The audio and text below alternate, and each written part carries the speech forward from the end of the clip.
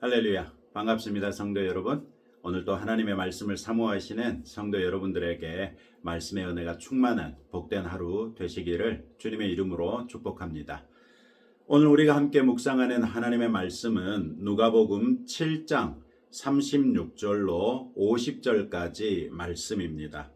오늘의 성경에서는 예수님이 바리새인의 집에서 식사하시는 동안 한 여인이 예수님께 향유를 붓고 자기 머리카락으로 예수님의 발을 씻는 것을 볼 수 있습니다.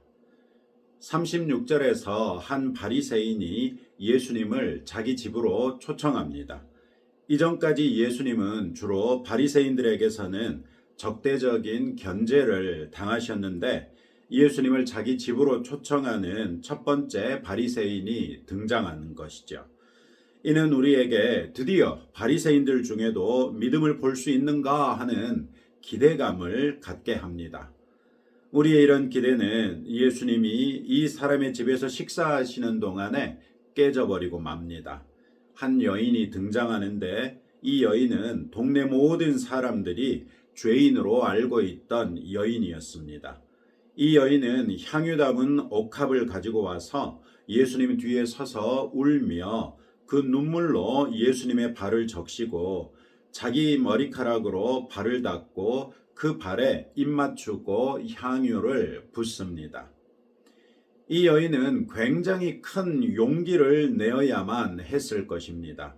이 사건이 일어난 곳이 다름 아닌 바리새인의 집이었기 때문이지요. 바리새인들은 자기 스스로를 구별된 자라고 여기며 엄격한 율법 준수를 강조했습니다. 그런 사람의 집에 죄인으로 알려진 여인이 들어간다는 것은 심한 질시와 심지어 폭력까지도 불러일으킬 수 있기 때문이죠. 그녀는 당시 사회가 쌓아올린 두터운 차별의 장벽 너머로 예수님께 나아왔습니다. 그만큼 그녀에게는 예수님 앞에 나와야 할 이유가 있었다는 것이겠죠. 그런데 이 여인은 예수님 앞에 서지 않습니다. 이미 식사가 시작되어 진행 중이었고 당시 유대인들의 관습에 따라 예수님 역시 비스듬히 누우신 자세로 음식을 드셨을 것입니다. 이 여인은 예수님의 뒤로 서서 울고 있는데 그 눈물이 예수님의 발에 떨어질 만한 위치에 서 있었습니다. 이 여인의 눈물은 예수님의 발을 씻기기에 충분할 정도로 많은 눈물이었던 것을 오늘의 성경을 통해 알 수 있습니다. 여인이 자기의 눈물로 예수님의 발을 적시고 머리카락으로 발을 씻은 행위에 대하여 예수님께서는 44절에서 내가 내 집에 들어올 때 너는 내게 발 씻을 물도 주지 아니하였으되 이 여자는 눈물로 내 발을 적시고 그 머리털로 닦았으며 라고 말씀하시죠.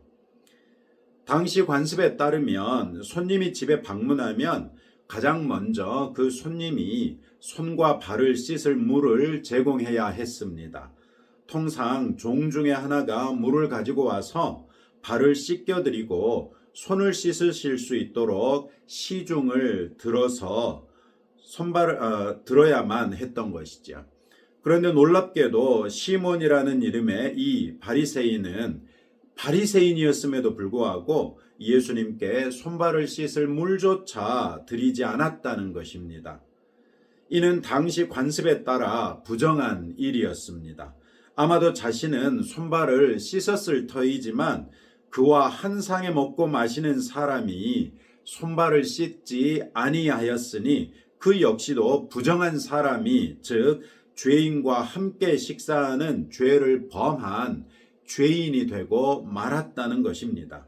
이 사실 하나만으로도 우리는 시몬이라 이름한 바리새인이 예수님을 초청한 의도를 의심할 수밖에 없습니다.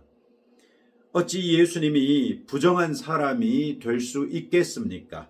하나님께서는 놀랍게도 죄인으로 알려져 손가락질 당하던 여인의 회개의 눈물로써 예수님의 발을 씻어주십니다.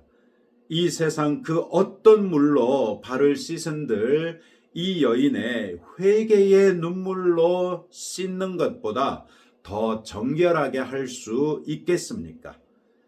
바리새인은 예수님을 죄인으로 정죄하고자 했으나 죄인의 눈물로써 예수님은 정결하게 돼버리십니다. 물론 이 여인이 자기 눈물로 예수님의 발을 씻을 때 예수님을 정결하게 하겠다는 생각을 전혀 하지 못했을 것입니다.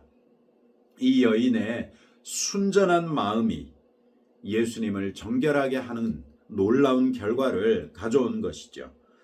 이 여인의 회개는 자신만 정결하게 한 것이 아니라 예수님마저도 정결하게 하여 바리새인들의 함정에서 예수님을 구해내기까지 하게 된 것이죠.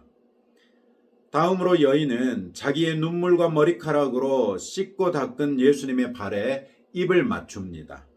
이에 대해서도 예수님은 45절에서 너는 내게 입 맞추지 아니하였으되 그는 내가 들어올 때부터 내 발에 입 맞추기를 그치지 아니하였으며 라고 말씀하십니다.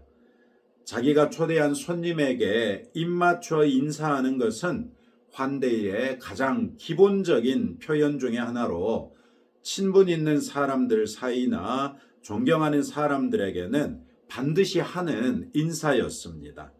그러나 이 바리새인 시몬은 예수님을 환대하는 마음이 전혀 없었던 것을 이 사실로서 알 수 있게 된 것이지요. 환대하는 마음도 없는 예수님을 왜 자기 집으로 초대했겠습니까? 그는 그때까지 예수님이 이런저런 가르침을 통해 당시 종교 지도자들의 위선을 책망하셨다는 것을 알고 있었을 것입니다. 그 예수님을 함정에 빠뜨려 흠을 잡아 예수님의 가르침의 권위를 떨어뜨리고자 했던 것으로 보이지요. 그러나 이 여인은 집주인이 전혀 환영하지 않았던 예수님을 환영했습니다. 자신과 같은 죄인에게 찾아오셔서 죄의 문제를 해결함으로써 모든 죄를 용서하시고 참 자유를 주시는 예수님을 알고 죄인들에게 오신 예수님을 온 마음으로 환영했던 것입니다. 자신이 죄인이었기 때문에 죄를 용서하시는 주님이 필요했으며 자신의 영혼이 병들었기 때문에 의원 되신 예수님이 필요했으니 어찌 예수님을 환영하지 않을 수 있었겠습니까? 다음으로 여인은 예수님의 발에 향유를 붓습니다. 이에 대해서도 예수님은 46절에서 너는 내 머리에 감람유도 붓지 아니하였으되 그는 향유를 내 발에 부었느니라 이렇게 말씀하십니다. 청한 손님의 머리에 감람유를 붓는 것은 일반적인 환대는 아니었습니다. 지위가 높은 손님이나 존경하는 손님에게는 감람유를 부어 존경의 예를 표했던 것이죠.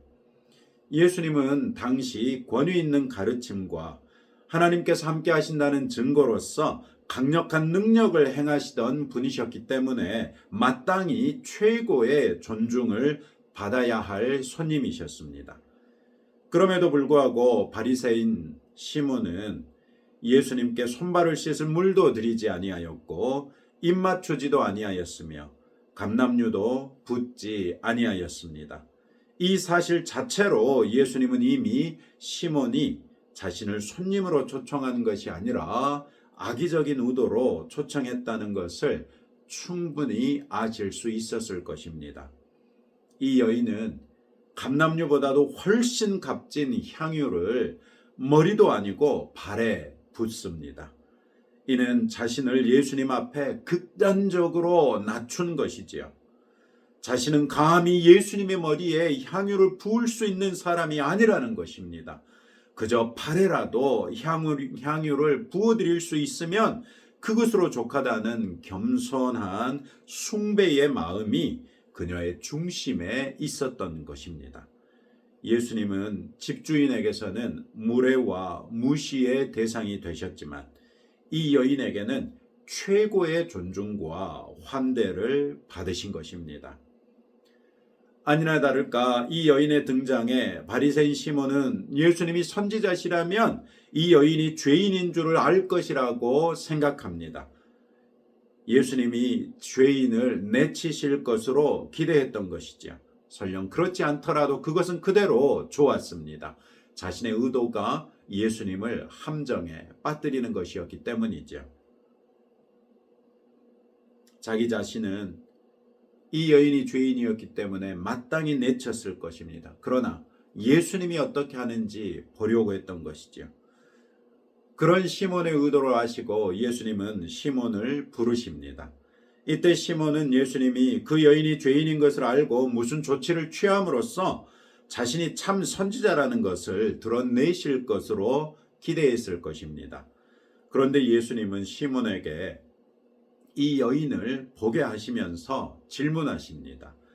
500데나리온을 빚진 자와 50데나리온을 빚진 자가 있는데 둘 다 빚을 갚을 능력이 없어서 결국 채권자로부터 그 빚을 탕감받았다면 누가 채권자를 더 사랑하겠느냐고 물으신 것이죠. 시몬은 쉽사리 더 많이 탕감받은 사람이 더 사랑할 것이라고 답합니다. 이에 예수님은 그 답이 옳다고 하시면서 우리가 앞에서 살핀 내용을 말씀하십니다. 시몬에게는 예수님뿐만 아니라 마땅히 긍휼과 자비로서 하나님 앞에 의로운 삶으로 인도해야 할 여인에 대해서도 아무런 사랑이 없는 반면에 그 여인은 자신의 죄를 탕감받은 것으로 인하여 예수님을 향해 큰 사랑을 실천했다고 말씀하신 것입니다. 자기 의에 빠져 남을 판단하고 정죄하면서도 또 심지어 자기 집에 청한 손님에게 무례를 행하는 죄를 범하고 있으면서도 실상 자신에게 사랑 없음을 보지 못하는 바리새인 시몬의 실상을 스스로 느끼게 하신 것입니다. 반대로 자신은 죄인이라고 생각하여 멀리했던 여인이야말로 참 사랑의 사람이라는 것을 보여주신 것이죠. 그럼 이 비유를 통해 예수님은 더 많은 죄를 용서받은 사람은 더 큰 사랑을 하고 더 적은 죄를 용서받은 사람은 덜 사랑해도 된다는 것을 말씀하고 계시는 것일까요? 그렇지 않지요. 예수님은 자신의 죄에 대한 비통한 마음이 크면 클수록 더 큰 빚을 탕감받은 큰 은혜를 받은 것으로 생각하게 된다는 것을 말씀하시는 것이죠.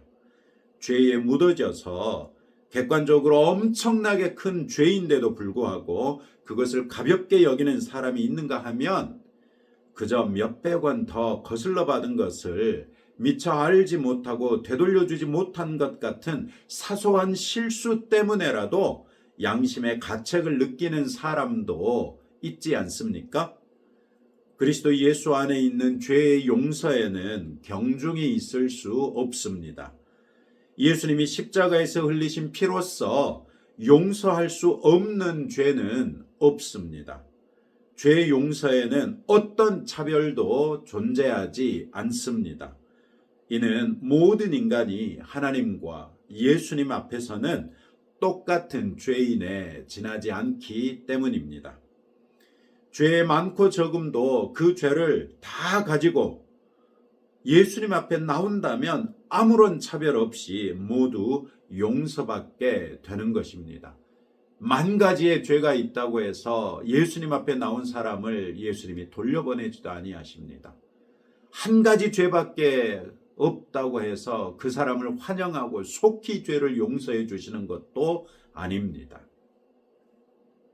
그 중심에 있는 믿음을 보시고 예수님께서는 아무리 많은 죄일지라도 아무리 무거운 죄일지라도 가리지 아니하시고 다 용서해 주시고 우리에게 참 자유를 주십니다. 오늘의 말씀은 예수님을 누가 더 사랑하는가의 문제를 질문하고 있습니다. 예수님은 자신의 죄로 인한 고통이 심했던 사람, 자신의 죄에 대하여 더 심각하게 받아들였던 사람, 죄를 용납할 수 없으나 죄를 짓지 않을 수 없어서 곤고했던 사람이 그만큼 더 예수님을 사랑하게 된다고 말씀하십니다.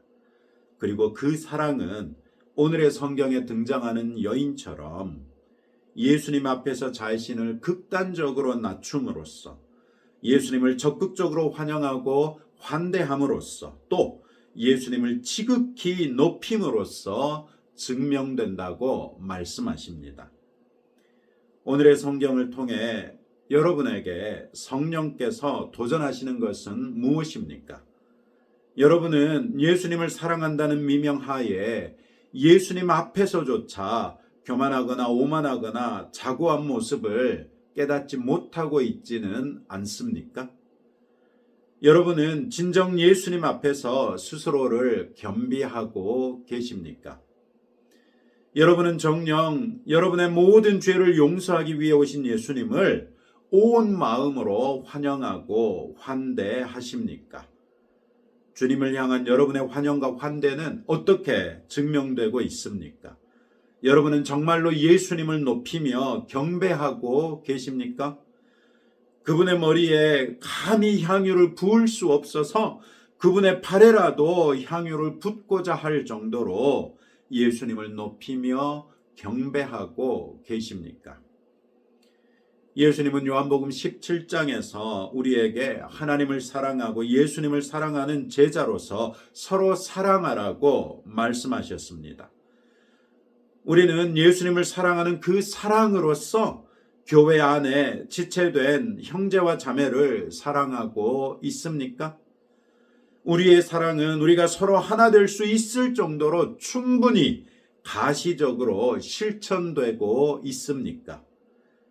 그 사랑은 내 방식대로 하는 사랑이 아니라 상대방의 유익을 위하여 내 생각과 내 체면까지도 내려놓고 종으로서 섬기는 그런 사랑입니까? 여러분의 사랑은 모든 차별을 깨뜨리고 하나 되게 하는 사랑입니까? 아니면 외국인 근로자라고 차별하고 국제결혼했다고 차별하고 혼혈아이라고 차별하고 노동자라고 차별하고 피부색이 다르다고 차별하고 나와 종교가 다르다고 차별하고 우리나라의 적대적인 나라 출신이라고 차별하고 기타 등등 갖가지 핑계와 이유로 차별하며 하나됨을 거부하고 있지는 않습니까? 여러분의 사랑은 여러분의 자기 의의를 깨뜨리고 예수 그리스도 안에 있는 의로서 심지어 원수마저도 사랑하는 그런 사랑입니까? 아니면 바리새인 시몬처럼 차별적이고 선택적인 사랑이요 편의적인 사랑이며 편협한 사랑이어서 결국은 내가 위선자라는 것을 드러낼 뿐인 가짜 사랑은 아닙니까? 오늘 하루 우리의 사랑에 대하여 성경 말씀을 기준 삼아 되돌아보시고 나의 사랑이 하나님께서 인정하실 만한 진정한 사랑이 될 수 있기를 기도하시는 복된 하루 되시기를 축복합니다. 오늘도 이런 말씀을 붙들고 다음과 같이 함께 기도하겠습니다. 오늘의 말씀을 통해 우리의 사랑이 하나님을 기쁘시게 할 만한 사랑인지 점검하게 해주시고 주 앞에 겸손하며 주님을 진심으로 환영하고 환대하며 주님을 온 마음으로 경배하는 성도가 되도록 기도하시고 내 안의 모든 차별을 예수님의 십자가 보혈로서 깨뜨리고 온전한 사랑으로서 주님에 대한 내 사랑 증거할 수 있도록 기도합시다. 또 우리 나라를 위해서도 함께 기도하겠습니다. 하나님 아버지 감사합니다. 오늘의 말씀을 통하여 누가 예수님을 더 사랑하는지 우리에게도 점검하게 하시니 감사합니다. 주님, 오늘의 말씀을 통해 우리의 사랑이 하나님을 기쁘시게 할 만한 사랑인지 스스로 점검해 보고자 합니다. 우리로 주 앞에 겸손하게 하시며 주님을 진심으로 환영하고 환대하게 하시고 주님을 온 마음으로 경배하는 성도 되게 하사 우리의 사랑이 주님이 인정하실 만한 사랑이 될 수 있도록 은혜 베풀어 주옵소서. 내 안의 모든 차별을 예수님의 십자가 보혈로서 깨뜨리고 온전한 사랑으로서 주님에 대한 내 사랑을 증거하게 하옵소서. 주님, 우리가 누군가를 사랑함에 있어서 아무런 조건도 달 수 없는 것을 다시 한번 깨달아 알게 하시고 원수조차도 사랑하는 포용력 있는 사랑의 사람이 될 수 있도록 은혜 베풀어 주옵소서. 우리 나라를 위하여 기도합니다. 아버지 하나님, 3월 1일에 또 진보 진영과 보수 진영이 각각 집회를 연다고 합니다. 이 집회를 통하여 우리나라의 분열상이 더욱 심화될까 두렵습니다. 또 이 집회를 통하여 서로 충돌하여 나라가 혼란한 상태에 빠져들지 아니할까 두렵습니다.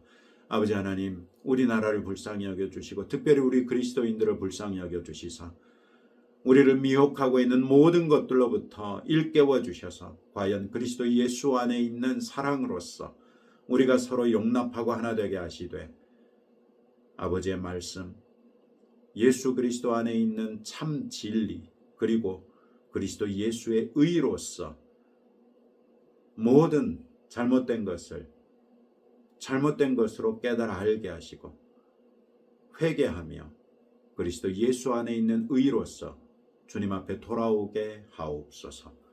놀라운 일을 이루실 아버지께 감사드리며 예수님 이름으로 기도합니다. 아멘. 이제 여러분들의 기도 제목 가지고 하나님 앞에 나아가실 때 하나님께서 여러분들의 기도를 들으시고 응답해 주실 것입니다.